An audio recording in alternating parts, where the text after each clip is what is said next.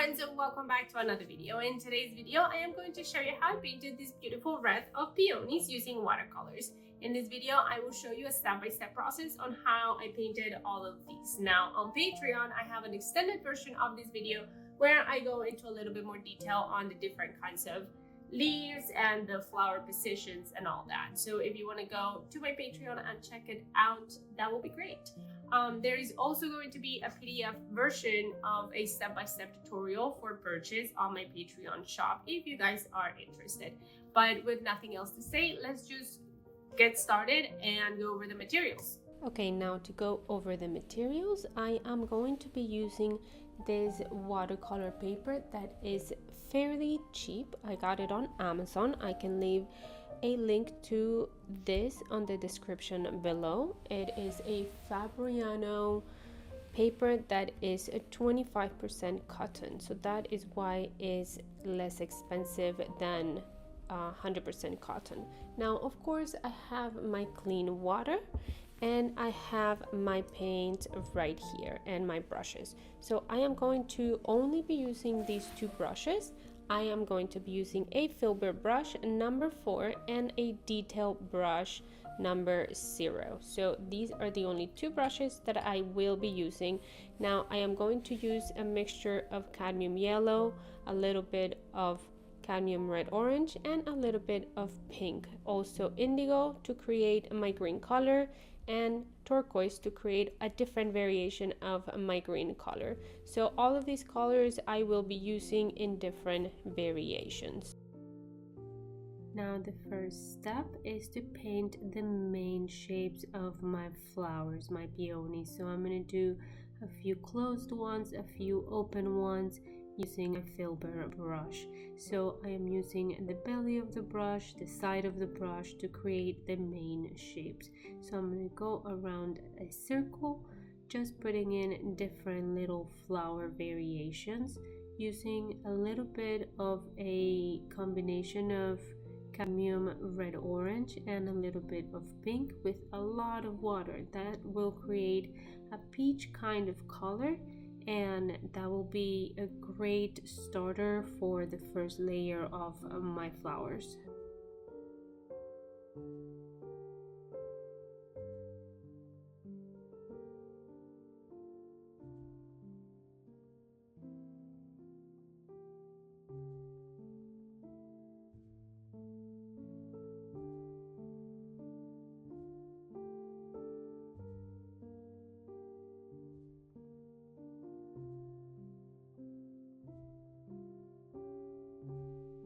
Okay, so now that I am done with the first layer of my little blobs, I am going to do the second layer of the flowers. So this will help the flowers take a little bit more shape. So I am using the same two colors but with a little bit less water, so it creates a more intense color, a deeper color, and this will just go in little dabs here and there on the flower. I will help create the shape of the flower in itself, where the petals really go, where they meet, and this will help the flower come a little bit more alive.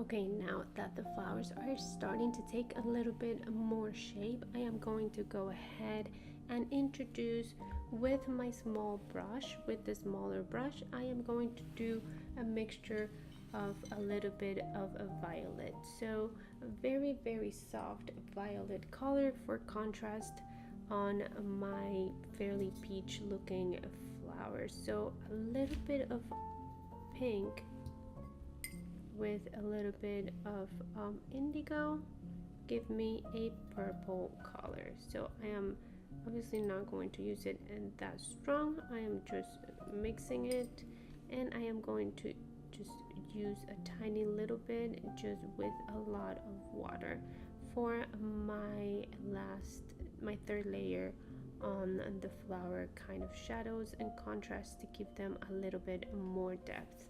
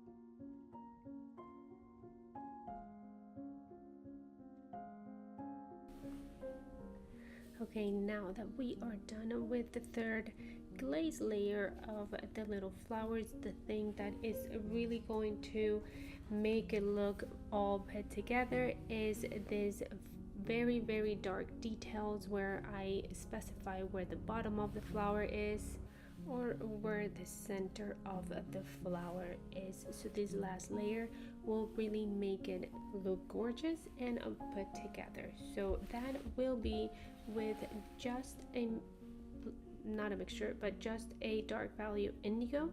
So I'm gonna go ahead and start with like little, they're basically just little dabs of paint, and that will really help the flower get defined.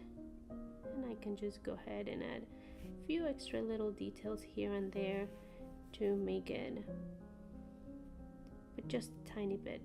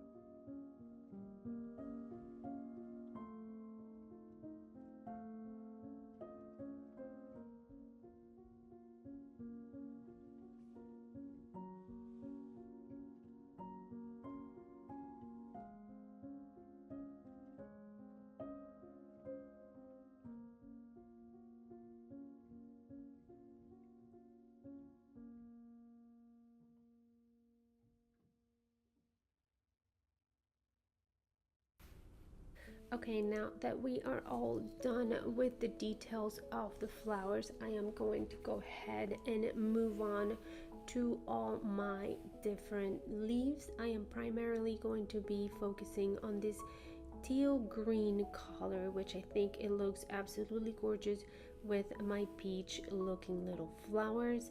And I will also do a very soft blue, like almost a gray color, because again it's also a very nice color combination. So to do that, I am going to use my turquoise color here with a little bit of the green that I had already mixed, and that will give me a beautiful green turquoise color. So I am also again keeping things light and soft, and I am using a lot of water. Now to make a muted indigo, not so intense, I am going to mix a little bit of indigo with a tiny little bit of orange, and that sort of mutes it down a little bit. It makes it less vibrant, and I wanted to keep it like very pale, kind of light blue. So that is the color combination and that I will be using. I am going to start by adding all of my little stems and flowers that will come from my little peonies or my little roses or flowers. I think they look a little bit more like peonies. So I am just using my pale blue color to sort of focus at first on those and how they will eventually interact with my other flowers leaves.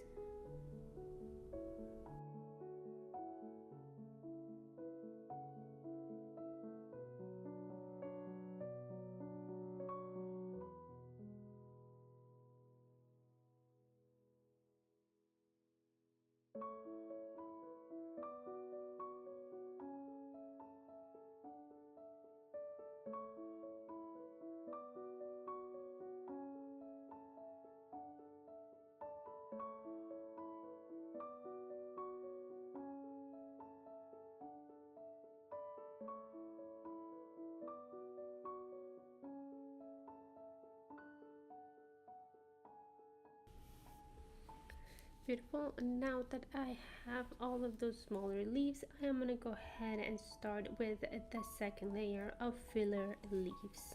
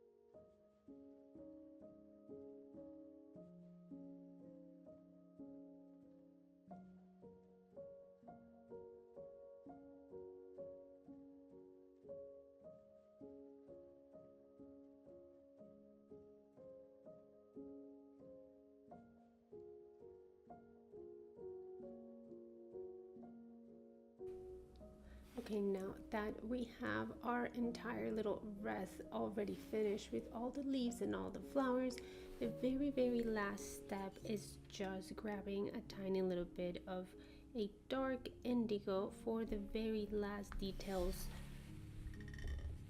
of the leaves. So I'm going to go ahead and just add little dabs of paint. You can do this with a fine liner or with a pen, a micro pen or something like that. It really is the same kind of effect. I'm just kind of detailing a little bit the leaves, just giving them a little bit more contrast, and that will be the very last step.